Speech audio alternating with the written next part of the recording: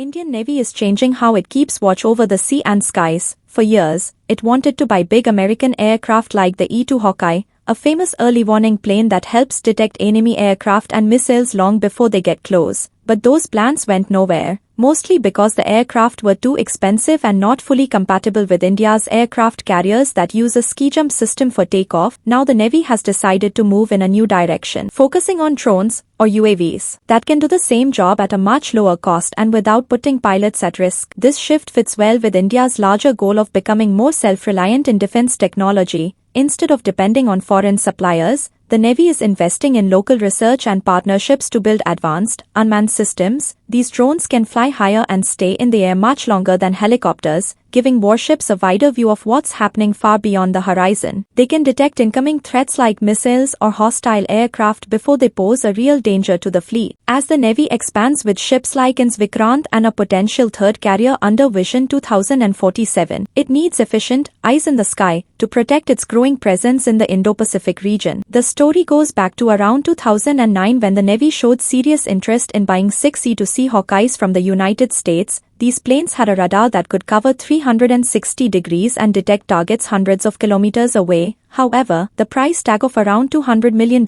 each and the modifications needed for Indian carriers made the deal hard to justify. Talks briefly resumed in 2025 for the newer E-2D model, but by then, the Navy's focus had already started shifting toward unmanned systems that could do similar work more efficiently. Leading this shift are two types of drones: medium-altitude long-endurance and high-altitude long-endurance. The Navy has already inducted the Drishti 10, an Indian-made drone used for maritime patrol missions. It can monitor wide ocean areas for days at a time. Another key platform is the MQ-9B Sea Guardian, a long-endurance American drone now being assembled in India, with 31 units approved for deployment. These drones can fly for up to 40 hours and carry powerful radar and optical sensors to track ships, submarines, and aircraft over hundreds of kilometers. At the same time, Indian scientists are developing a jet-powered high-altitude long-endurance drone at the Aeronautical Development Establishment that can fly up to 50,000 feet and remain airborne for more than a day. While it may not launch directly from aircraft carriers, it can operate from nearby bases and support naval operations from a distance. A 2025 partnership between General Atomics and Saab is also working to add AEW radar systems to the MQ-9B, turning it into a full airborne early warning platform. Helicopters still play a role in this layered defense system. The Navy's old Kamovka 31 choppers, in service for over 2 decades, are being phased out. They will eventually be replaced by a new helicopter called the Deck-Based Multi-Role Helicopter, or DBMRH. Designed by Hindustan Aeronautics Limited, it will feature a rotating radar dome and advanced sensors to detect threats in all directions. The first prototype is expected by 2028. By combining long-endurance drones for wide-area surveillance and advanced helicopters for close-in defense, the Navy hopes to create a multi-layered network of airborne watchers that can protect its ships anywhere at sea. This new approach offers a smarter, cheaper, and safer way to maintain constant vigilance over the vast and often unpredictable waters that surround India.